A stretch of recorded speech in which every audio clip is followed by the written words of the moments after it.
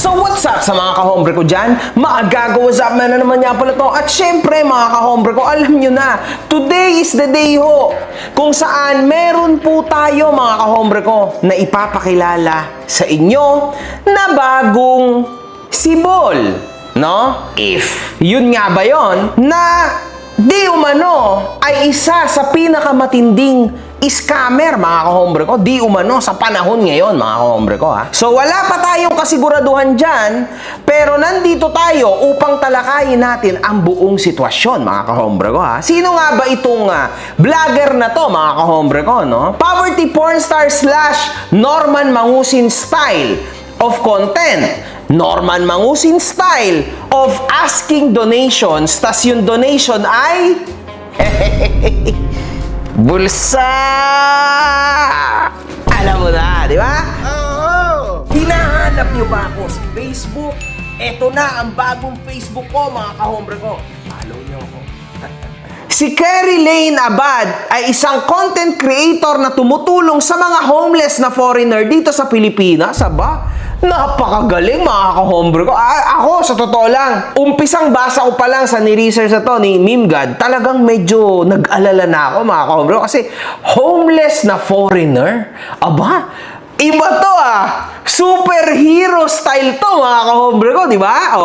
Di ba? At least, foreigner na homeless, kakaibang content mga kahombre ko. Sa idea pa lang, malupit, palakpakahan ang putang inang yan. Ang galing. Putang ina, ang galing Homeless na foreigner sa Pinas tutulungan para makabalik sa bansa nila. Ang galing! Amen! Umpisang banat pa lang mga kahombre ko, halata na may something na dark dito ha. Sige nga! Ano yun? Lilipad kami? Makikita din ho natin na tumatanggap siya ng donasyon para daw sa mga homeless. O para magkaroon siya ng home. My only official YouTube channel. Check yan. Yan yung mga, pag ganyan, alam mo na yan mga kahombre ko. Ibig sabihin, talagang maralita, talagang malupit mga kahombre ko, no? Superhero ho talaga mga kahombre ko, ha? Unggoy yan! Passionate about helping others with kindness and support? Ayun! Putra guys, para mga power lang yan, ha? Gusto mo bang yumaman? Ay, parang ganun, ha? Faster response? Ayan. Meron siyang email. Ayan ang email niya. GCash support to help homeless. PayPal support to help homeless. Mga kahombre ko. Description pa lang, alam nyo na kung saan patungo tong content na to, mga kahombre ko, ha? Una sa lahat, sabi nga sa akin ni Boss Kayo, mga kahombre ko, no? Kapag may mga ganito na, katapusan mo na yon. Kahit pa sabihin natin na malinis ang intention mo, pero itong helping foreign national, mga kahombre ko, wala na to. Game over. Description pa lang, mga kahombre ko, wasak na to. Sigurado na papunta tayo sa madilim na katotohanan. Sa panahon ngayon, akala nyo napakadali ng trabaho? Meron no itong 18,300 subs sa YT at 768,000 followers sa FB. Ano nga ba ang issue nitong si Abad, mga kahombre ko, no? Nagkaroon ng isang video si Kerry kung saan in-interview niya ang isang foreigner na nagngangalang Aaron, na nangangailangan ng tulong para sa kanyang problema sa immigration. Mga kahombre ko, alam nyo, sa pagkakaalam ko, itong si Abad, mga kahombre ko, bago siya mag-start ng kanyang content, i-interviewin niya muna. Diyan niya tatansyahin kung maganda ba yung storya, na-capture ba niya yung mga tao na maawain sa social media, at kung makakakuha ba siya ng maraming cash donation. Ngayon, mga kahombre ko, kunwari, example 5 days ago na yung video, nasa 8,000 views pa lang. Ibig sabihin, mga kahombre ko, walang kwenta tong content na to. For sure. Baka naabot lang na donation sa kanya dito, baka humigit kumulang 1,000 piso. Huwag niya nang ituloy, ibulsa niya na lang. Pang merienda niya rin, mga kahombre ko, di ba? So, wala na. Pag mga gantong 7,000 views, wala na to. Anyway, mga kahombre ko, ito na nga yung problema. Kasi naka-description ho sa kanyang YouTube channel yung mga sinabi ko sa inyo kanina. So automatically, pagpasok mo sa channel niya, yun agad ang kita mo. And now, syempre, automatically, matalino kasi mga tao sa YouTube. Now, pag meron silang nakitang ganito, wala na tong question kung saan ba pwedeng mag-donate. Wala nang ganon kasi meron na nga, kita mo na. So, yun ang problema. Ngayon, mga kahombre ko, wala nang proper system. Yung donasyon, na kunwari, makakatanggap siya ngayon ng 1,000, di ba? Hindi na niya alam kung saan galing content yun. Kasi all in all yun, mga kahombre ko, tama? Now, tatansyahin niya na lang siguro kung ako siya, no? Kung ako yung utak niya, logically speaking. Ang gagawin ko na lang dito, mga kahombre ko, titignan ko na lang yung views. Kaso, hindi ko alam kung para kanino yung donasyon na nakukuha ko sa araw-araw, mga kahombre ko. Kasi nilagay niya nga sa description eh. Tas ang content niya, puro ganito. Puro tumutulong siya, paawa siya, nakakaawa si ganito, ganyan. Eh, hindi ka sure. Baka mamaya, per hour, ang lalaki ng mga donasyon na natatanggap niyan, mga kahombre ko, ha? Oh, para sa akin lang, ha? Hindi tayo sure. Nobody knows. Kaya nga, illegal ho yung ganyan. Mga kahombre ko, to tell you the truth. Kung gusto mong maging legal yan, dapat bumuo ka ng foundation. At yun ang ginawa ni Norman. Kaso lang, ang foundation niya, illegal. Diba? Walang tamang papel. Bawal ho manghingi ng donasyon, mga kahombre ko. To tell you the truth, bawal yun. Pwede na tulong lang. Kumbaga, kunwari, itong tao na ito, tulad sa KMJS, nangangailangan sa tingin nila, o eto, isesend na mismo sa number nung nangangailangan. Sa GCash nung nangangailangan. Eh, ito mga kahombre ko, kanino nga nakapangalan yung GCash at mga PayPal niya? Tingnan nga natin. GCash support to help homeless. Carrie Lane Abad. Oh, sino ba yun? Di ba? Oh, eto, PayPal support to help homeless. Matalino. PayPal, ibig sabihin, OFW. Alam mo na! Carrie Lane Abad. Ay, eh, sa kanya naman pala lahat napupunta. Illegal ho yan, mga kahombre ko. Yan ang illegal. Oh, di ba? Gagamit ka ng iba't ibang mga tao, tapos ang ending, isesend sa'yo mismo yung donasyon. Now, how sure are these people na itong donasyon eh mapapapunta talaga sa mga taong kinakaawaan nila? Napapatitig ka rin, no? Wala, di ba? Ang hirap, di ba? Ang hirap isipin, di ba? Oh. Wala to, mga kahombre ko. I mean, wala ho ito. Naniniwala pa ba kayo sa mga pinagsasasabi ni Norman Mangusin? Ako po, ipinanganak akong super yaman. Makikipagsunugan talaga ako ng pera sa kanila. Gusto nila, sunugin nila ako ng pera nila. Pero sisiguraduhin ko, hindi pa ho ako napapasok. Ubos na yung pera nila. O ayan, o Basya, naghahanap ka ng relo. Ayaw, Wimbledon. Ito yung aking president.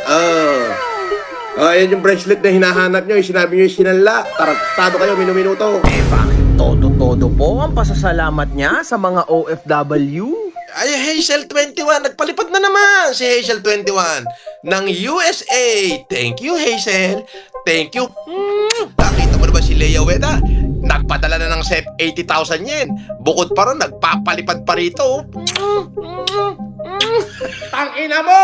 Para ho sa mga OFW na awang-awa kay Norman Mangusin, huwag na kayong magpapadala kung saan-saan kasi may transfer fee. Baka maghalit niya si Norman kasi may bawas pa yung ipapadala niyo sa kanya. Tangina mo? Ganito na lang. Para may libreng $20 pag pinadala mo yung pera mong pinaghirapan para kay Norman o sa pamilya mo, gumamit ka ng TapTap Send. Oo! Ang TapTap Send ay isang remittance money transfer application. At kilala ito dahil una, fast transfers ang pera mo darating agad. Mapa-Gcash man yan, BPI, BDO at kung ano-anong bangko na may online. Napakasimple, di ba? Ngunit, huwag niyong kakalimutan na sa una niyong padala, basta ginamit niyo ang promo code ko na makagago, meron kayong libreng $20. Di okay. Ano pa ang hinihintay nyo? Palipad na kayo using TapTap Send. Pero dito mga kahombre ko, nakakabuisit din naman, no? Kasi itong Amerikano na to, itong homeless na to sa Pilipinas, hindi naman pwede na eto lang sabihin niya. How long you're overstaying here in Philippines? So I came here in August. I was supposed to August. leave in September, so like 8-9 months. 9 months. Oh, okay, because you don't renew. Yeah, I didn't know that you could do that since it's my first time here. If I would have known that. Ignorance of the law excuses nobody, no one. So, it doesn't matter. Kasi kung sa Amerika ho nangyari ito sa isang Pilipino, rekta ka sa kulungan. Tama. Kulong ka, deported, blacklisted ka sa Amerika. Hindi ka na makakabalik kahit kailan. Di ba? Oh, sa Amerika nga ganon. Tas sasabihin nitong foreigner na to, dito sa Pilipinas, hindi niya alam na pag nag-overstay ka, magkakaroon ka ng penalty. BS.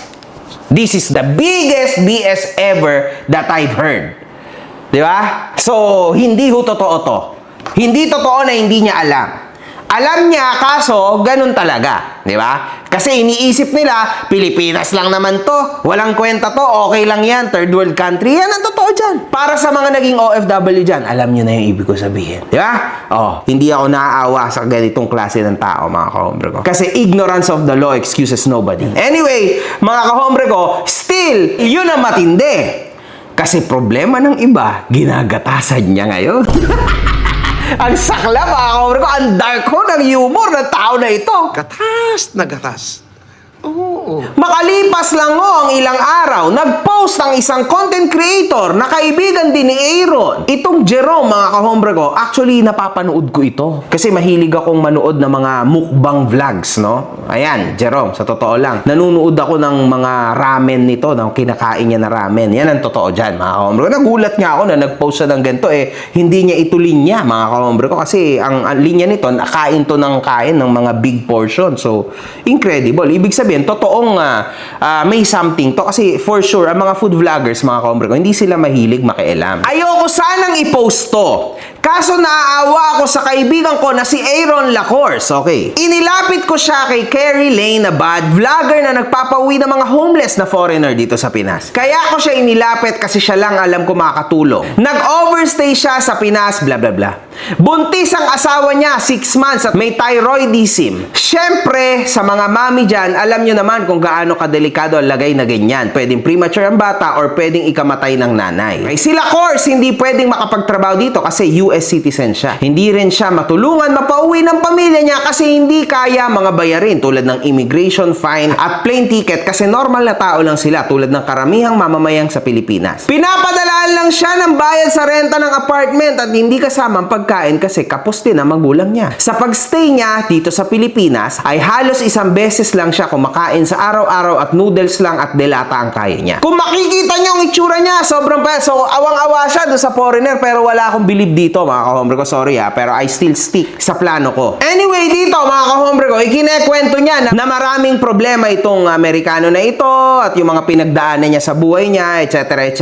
So, naaawa siya dito, mga kahombre ko, kasi parang lumalabas na pinaasa lang to nung Carrie Lane Abad, mga kahombre ko, no? Na ginamit lang, ginatasan siya. Ngunit, mga kahombre ko, eto naman ho, ang naging sagot nitong Carrie sa kanya. Hello po, ako po si Carrie Lane Abad at para sa kaliwanagan ng lahat, sa nakita ko pong post nung kaibigan po ni Aaron Lacourse, gusto ko pong ipaliwanag sa inyo yung side ko din, kung saan pinuntahan ko po yan si Lacourse dun po sa tinitirahan niyang isang room.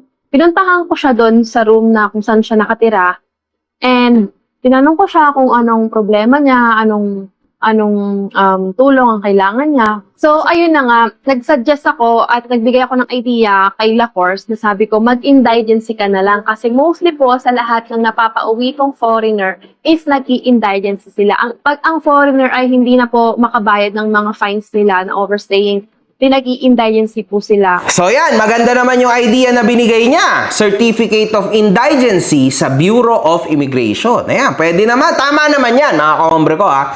I mean, sa part na to, mga kahombre ko, I am with her dito sa taon na to. Kasi may point naman yung sinabi niya, no? So, sige, abanti tayo. Tapos, after nun, habang ongoing yung indigency niya sa immigration, kasi po mostly po sa mga foreigner na napapauwi po, is nag-i-indigency po sila. So, ang purpose po ng indigency kasi para, ano po yan, para makabalik po sila ng bansa nila kung hindi na sila makapagbayad ng overstaying nila. So, sabi ko sa kanya, habang ongoing yung indigency niya sa immigration, bibigyan kita ng source of income para sa araw-araw. So sabi ko, bibigyan kita ng mapagkakaabalahan para may source of income ka din habang naghihintay ka sa indigency mo hanggang matapos ito. Dito mali siya. Kasi foreigner nga yan. Tapos nag-overstay sa Pilipinas, ibig sabihin, walang working permit yan. Kakasabi mo lang dito, Certificate of Indigency, okay na nga tayo, di ba? Sabi mo, Certificate of Indigency. Tapos ngayon, sabi mo, inalok mo ng trabaho si Aaron, balik. Okay na sana Bawal nga magtrabaho yan dito. Kasi hindi siya taxpayer, naintindihan mo? Yun yung problema. Hindi siya Filipino citizen. So in short, ngayon, lumalabas na tinarantado mo lang din yung Pilipinas. Diba? Akala ko ba gusto mo tumulong sa mga foreigner? Gusto mo yata silang makulong. Matulungan, makulong. Tama? Pag nakita yan na let's say nagbebenta online, tapos may makakita na officer dyan, na aba, foreigner to anong pangalan nito? I-check, bang! Pucha, paso lahat ng dokumento nito, nahuli pa yan, live. Ewan ko na sa'yo. Di ba? Ano ka ba? Hindi ka ba nag-iisip? Anong klaseng racket ang ibibigay mo dito? Dapat umuwi na yan sa kanila.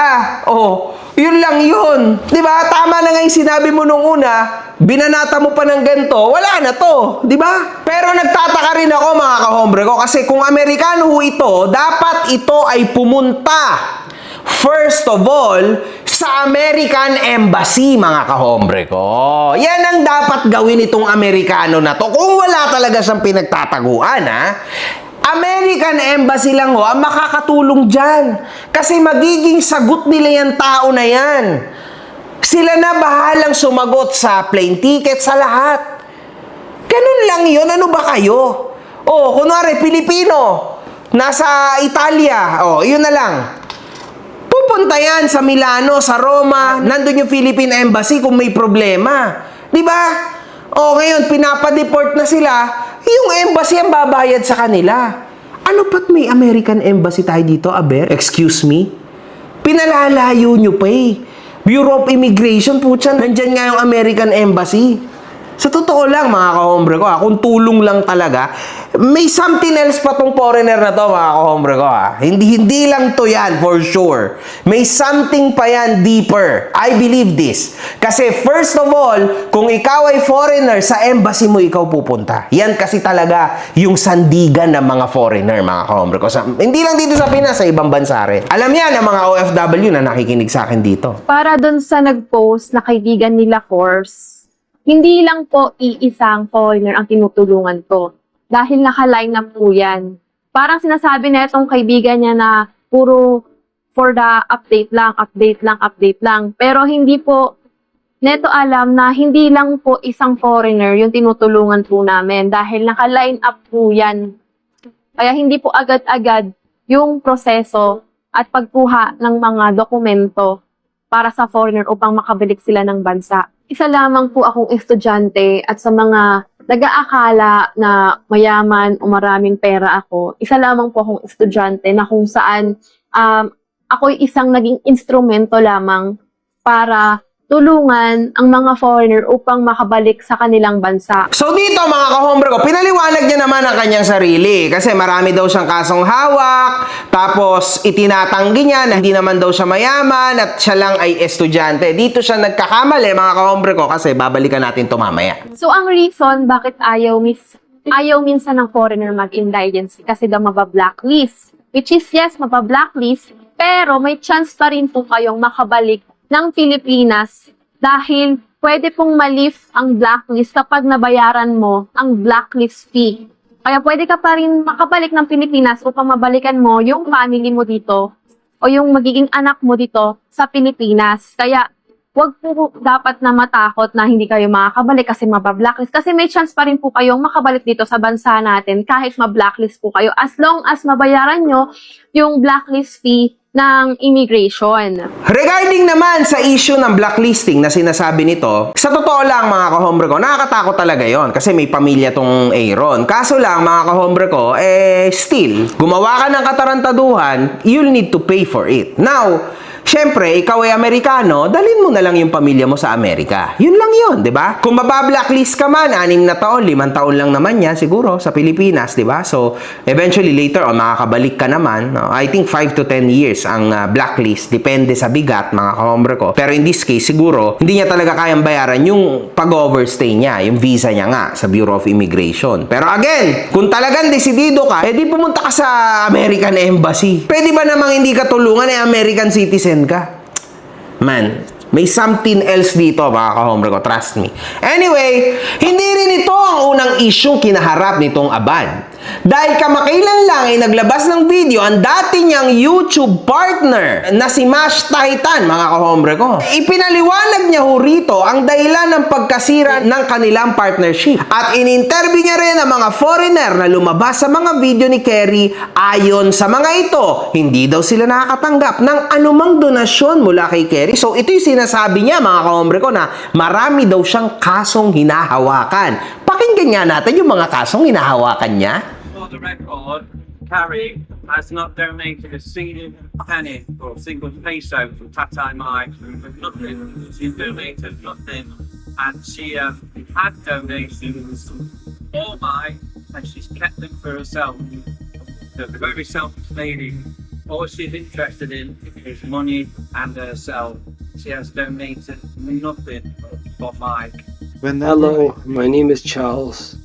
I know you know me from YouTube with Carrie Lane.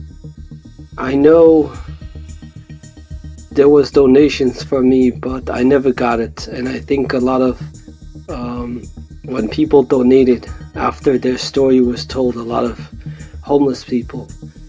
I don't know what happened to the money, but I never got it. And Carrie Lane officiated. CARRIELAINE.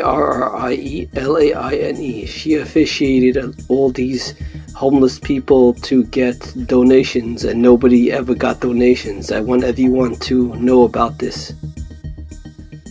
I appreciate it that everyone knows that. Since Carrie and I, we met you, right? And we know Carrie asks about donations on her Facebook, which I wasn't aware of at that time, but now I'm getting more aware of that. Did she give you any donations? Absolutely none. Nothing. You got no donations from her. I know for a fact, I saw it on her phone that she got donations from somebody for you, and she was supposed to give it to you, and she said she will, but you haven't received anything. No. Okay. No. All right, that's really sad. So I'm going around asking everybody that we work with, like, if they have received any donations, because Carrie is the one who asks for donations on her Facebook. So did you receive any donations from Carrie that said, like, hey, this is donation? No, nothing. Nothing, right? So whatever money you got was, like, obviously probably from me, Yeah. right? So, like, nothing was like, hey, this is donation. Yeah, I haven't seen or received anything from anyone else as far as, your group. Hello, Travis. How are you? I'm all right, I guess. I'm still really struggling to survive. I've noticed every time we made a video, Carrie and I, she would post her Gcash, her mom's Gcash, under the videos and pictures of you or like any other homeless people. Yeah. And I was wondering, did you receive any donations from Carrie? Donation? No, nothing yet. Nothing from... No, I haven't received any donation money from Carrie. I know for a fact she received a lot of donation. I've seen it on her Gcash once or twice before. So she hasn't given you anything? No. Ang dami mo ang kasong hinahawakan, kaso palpak lahat. Ano ba naman yan? O ngayon, ayun ang tanong. Saan napapapunta ang donasyon? Ito ata ang sagot. Charan! 23 years old and proof that hard work pays off. Anong hard work pays off? Sabi mo kanina, Isa lamang po akong estudyante at sa mga nag-aakala na mayaman o maraming pera ako, isa lamang po akong estudyante na kung saan ako'y isang naging instrumento lamang para tulungan ang mga foreigner upang makabalik sa kanilang bansa. akala ko ba estudyante ka lang? Bakit hard work pays off? 23 years old and proof that hard work pays off? Tas ito yung sinabi mo kanina? Isa lamang po akong estudyante at sa mga nag-aakala na mayaman o maraming pera ako, isa lamang po akong estudyante na kung saan ako'y isang naging instrumento lamang para tulungan ang mga foreigner upang makabalik sa kanilang bansa. Wala na to, guys! Alam nyo na! Baka Norman yan! Pagsasabi ka ng tao, kailangan dekalibre. Huwag makaba hombre. Oo. Ayun lang! So, para sa mga nag-donate, ayan ho ang donasyon! Palakpakan ang mga putang ina nyo! Ang galing nyo mag-donate! Let's go! Kasi kung views lang, walang kwenta ho yan, mga ka-hombre ko. Ang liliit ho ng views niya. Definitely, hindi niya nakuha yan sa YouTube. Nakuha niya yan saan? Sa donasyon. Ang galing! Amen! Thank you guys. Ang galing mo!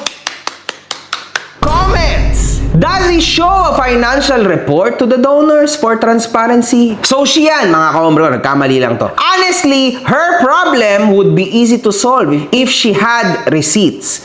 But if she doesn't, that's a scam. Even celebrities show a transparency report for a cost thing they do, even if it's just small projects. I wonder to answer if she used the donation to buy her new car. She should also have shown receipts. She should have been transparent about all the donations she and her mother received. Naku, pati nanay pala involved. Tindi nito, mga ka-hombre ko. Di na pupunta sa intended recipients yung mga donations na nakukuha niya. Diretso sa bulsa and pagluho niya. If you look up her FB account, limited yung comments. Those na nakakaalam na ibinubulsa niya yung mga donations, na nagko-comment sa mga posts and videos na dinidelete niya agad. In some cases, ibablock ka niya. Eto ba ang totoong estudyante ka lang? Kayo na bahala magdesisyon. One love, good fucking vibes.